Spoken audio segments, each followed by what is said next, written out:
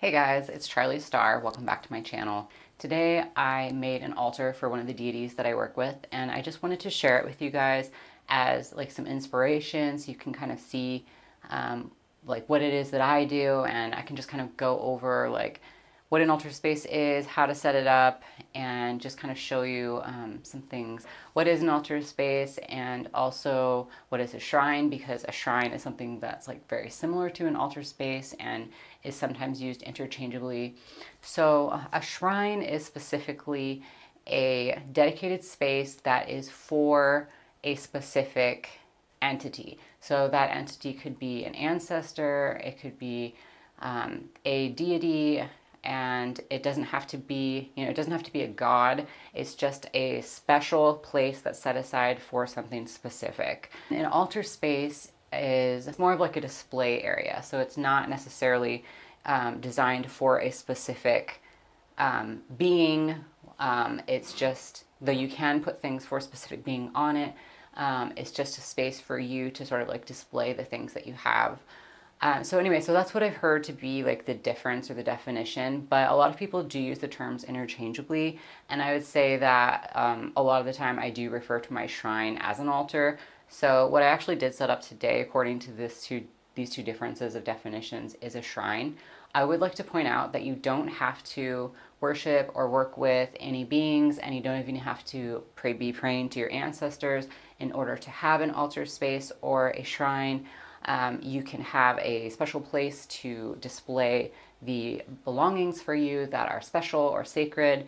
That can also be an altar, and you can also set up an altar for holidays. So that's another thing that a lot of people like to do. Or a special anniversary for you, you can always set up an altar space for those types of events.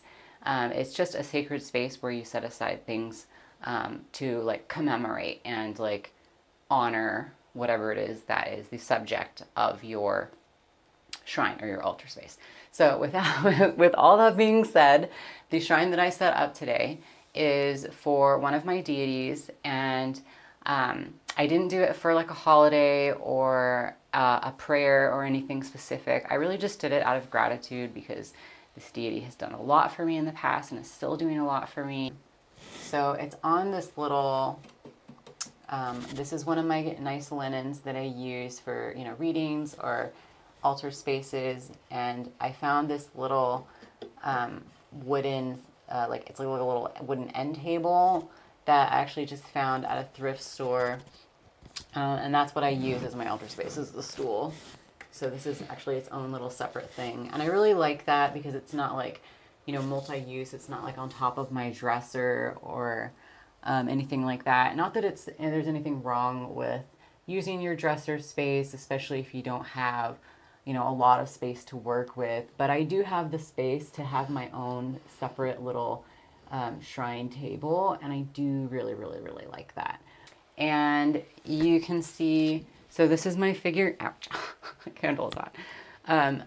This is my figurine that represents the deity. Another thing that I would say is a misunderstanding about idols or figurines is that they are worshipped themselves, like that the objects are worshipped themselves. They are representative of the spirit that is being honored. So that's one thing that is misunderstood a lot, is that when you're, when you have an idol, that you're worshiping the actual idol. No, the idol is representing, the deity in the space, or the saint, or whoever it is in the space that is your sacred space. They're representing the subject. So this right here is my my idol. And then the other thing too that I wanted to point out, I'm going to touch my shrine because it's my shrine, but another thing you want to point out is that it's disrespectful to touch somebody else's shrine or altar space without their permission. It might even be a little taboo to ask permission to touch their stuff. So in general, just like don't do it unless they give you, overtly give you permission to pick stuff up. But usually a altar or a shrine is very personal, and you don't want to be touching somebody else's. So then I have candles here. Candles are really commonly seen on altars and shrines. And then I have, and it's just, like a lot of people believe that like lighting a candle is what will attract the spirit to the altar space or to the shrine, so that they know that they are being honored, because the fire can represent the spirit element. I personally, I just lit the candles out as a, basically out of honor. I know my deity already knows that I'm here and that I'm doing this, but this is just out of tradition and respect, and kind of just like sets the mood. And then I have stones picked out. So this is another thing that is popular. Like a lot of deities have like different stones that are associated with them, either popularly or on a personal basis between you and the deity. So I just have some stones here that sort of represent, some of these are personal and some of these are, well, I mean, they're all personal actually, but some of them you could find, if you Googled the specific deity and the stones that was associated with them. And then there's some that are just, there's a personal story between me and the deity that they're there to, honor that and pay homage to that. So then I also have a bunch of cards. So all of these are oracle cards or tarot cards that represent the deity or some of the things that the deity has like dominion over, power over. They're just like associated with the deity. Just there's other stuff that you can put on your shrine. So if it's like, anything that's significant between you and the deity, you can put on there. So that can be like notes, that can be flowers, that can be, herbs. It can be, sentimental items that the person had when they were alive. Or, you could even put like a Bible on there, or, if it's a Christian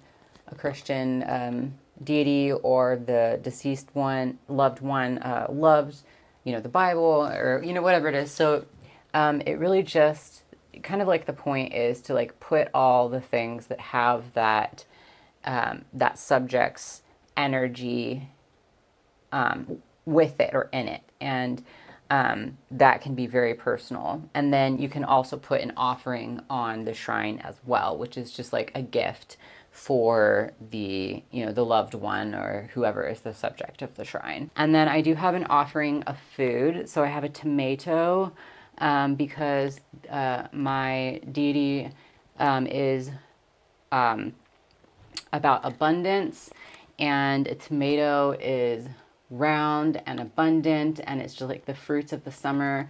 He's also a combination of fire and water, and a tomato is a good representation of fire and water in a form of abundance. There's some other reasons why I picked the tomato too. I have some whole fat yogurt. Because of the fat, it's like also like abundance, and because it's from milk, it's a nourishment and a provision. And then over here, I have a glass of red wine, because that is their preference for a beverage. And then the specific deity, I'm actually going to drink the wine with my deity, and I'm also going to be like reading some mythologies and just like conversing with them and just like spending time with them, because this deity, every deity is different. There is another deity I work with that it's like completely disrespectful to, or like eat the food. Like you just have to really like compost the offering after, because that's what this is. The food and the drink is considered an offering. It's a gift for the deity specifically. This deity like doesn't like to enjoy their offering alone. They actually want me to partake in it with them and spend time with them during that process. So some questions people have asked about a shrine space or an altar space is like, how long do you keep it up? So the candles, I'll just keep the candles burning until, like the evening, and it's not safe it's not safe anymore. Or if I'm leaving the house, I'll blow out the candles just for safety. And then I'll just leave the shrine up for like a couple days usually. There's not like a specific rule about how long you have to leave it up for. So another misunderstanding that a lot of people have when it comes to setting up a shrine for a deity or a saint or really anybody or anything is that the subject that is the subject of the altar space or the shrine is being worshipped, and being worshipped in a way that is like you are in a relationship of subservience to the deity. So you're saying like, oh, you know, whatever you say I'll do, and like, yes, you know, yes sir, yes ma'am, and you know, you are greater than me. And it's really like a lot of people, I think, because of you know, whatever their exposure is to religious to religion, they will believe that you have to have like this type of relationship with the deity where you're like obedient to them and you're basically giving them your free will. There certainly are deities that will be like that, but definitely not any of the ones that I work with. They want me to have my own free will, and really the spirits that I work with I consider allies. I used to call them guides, and I since switched to calling them allies because I think it's more appropriately reflects the relationship. These are spirits that I respect, that I work with, and that I, you know, spend time with, and that that share their wisdom with me, and that is under no obligation. So it's just like a friend who wants to, any friend who wants to help you out of the goodness of their heart. Yes, they want to be appreciated. You know, I mean, if you were going to help somebody out, like, and they didn't even say thank you, and they didn't even spend time with you, they only came to see you when they needed something from you, well, that's not a relationship. So it's the same way with the spirits that I work with. I have a relationship with them, and it's not one where I have to do what they're telling me to do or anything like that. But it is a partnership. Really, it's not at all like my experience with Christianity was, where it was like if something is God's will, then to not follow it is immoral. It's not like that at all. It's more like having a friend who has had a lot of life experiences and who like loves you and spends time with you, and so, you know, of course you seek their insight because it's valuable and you care.